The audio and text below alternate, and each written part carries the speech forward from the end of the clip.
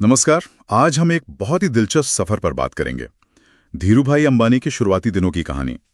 कैसे वो गुजरात के एक छोटे से गांव से निकलकर रिलायंस जैसे इतने बड़े बिजनेस एम्पायर के मालिक बने। हमारे पास धीरूभाई अंबानी संघर्ष से साम्राज्य तक किताब के कुछ अंश हैं जिनसे हम ये समझने की कोशिश करेंगे। तो शुरू करते हैं। उनका जन्म हुआ 28 दिसंबर 1932 को गुजरात में चोरवाड़ नाम की जगह पर। पिता स्कूल टीचर थे, तो घर के हालात बहुत साधारण थे। हाँ बिल्कुल। और कहते हैं कि बचपन में ही वो थोड़े बिजनेस माइंडेड तो थे। जैसे वो गिरनार में तीर्थयात्रियों को भजिए वगैरह बेचते थे। अच्छा। छोटी उम्र में ही। हाँ, शुरुआत भले ही छोटी हो, लेकिन वो जो एक स्पार्क होता है ना, वो शायद शुरू से ही था। हाँ। तो फिर पैसों की तंगी की वजह से उन्हें कॉलेज छोड़ना पड़ा और वो चले गए यमन, अदन शहर। हाँ, ये करीब 16-17 साल की उम्र में हुआ होगा। वहाँ उन्होंने ABC एंड कंपनी में काम शुरू किया। इकोटोम अटेंडेंट का काम है ना, 300 रुपए महीने पर। सुनने में तो बहुत मामूली लगता है। लगता तो है, लेकिन असल में ये उनके लिए एक तरह का इनफॉर्मल बिजनेस स्कूल बन गया। अच्छा, कैसे?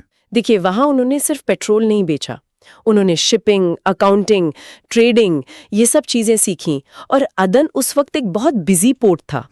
तो अलग अलग देशों के लोगों से मिलना, करेंसी का उतार चढ़ाव समझना, कमोडिटी ट्रेडिंग, ये सब प्रैक्टिकल ज्ञान उन्हें वहीं मिला। किताबी ज्ञान से ज्यादा प्रैक्टिकल सीख मिली वहाँ। बिल्कुल। दुनिया के बाजार की सीधी तालीम थी वो, जो बाद में बहुत काम आई। हाँ, ये तो है। फिर 1958 में वो इंडिया वापस आए, मुंबई। और यहाँ उन्होंने अपने कजिन चंपकलाल दमानी के साथ मिलकर रिलायंस कमर्शियल कॉरपोरेशन शुरू की। हाँ, मस्जिद बंदर में एक छोटा सा ऑफिस था। शुरू में मसाले एक्सपोर्ट करते थे और पॉलिएस्टर यार्न इंपोर्ट करते थे। मसाले और पॉलिएस्टर यार्न दो अलग अलग चीजें हैं। यही तो धीरूभाई की खासियत दिखती है। वो बाजार को पहचानने में माहिर थे। उन्होंने समझा कि मसालों का बिजनेस ठीक है, लेकिन असली ग्रोथ पॉलिएस्टर में है। हाँ, उस वक्त ज्यादातर लोग तो पारंपरिक बिजनेस में ही थे। सिंथेटिक कपड़ों का मार्केट अभी बनी रहा था। बिल्कुल, ये उनकी दूर की सोच थी। उन्होंने भांप लिया कि भारत में पॉलिएस्टर का भविष्य है। ये सस्ता भी था, टिकाऊ भी। तो ये सिर्फ एक प्रोडक्ट से दूसरे पर जाना नहीं था। नहीं, ये एक तरह से भारत के बदलते समाज और इंडस्ट्री को समझना था। रिस्क तो था, पर सोचा समझा रिस्क। फिर आया 70 का दशक। टेक्सटाइल मैन्युफैक्चरिंग में एंट्री, नरोदा अहमदाबाद में मिल लगाई। और यहीं से शुरुआत हुई विमल ब्रांड की। विमल, ये नाम तो हर किसी ने सुना है। इसकी मार्केटिंग भी एकदम अलग थी। हाँ, विमल की सक्सेस सिर्फ कपड़े की वजह से नहीं थी।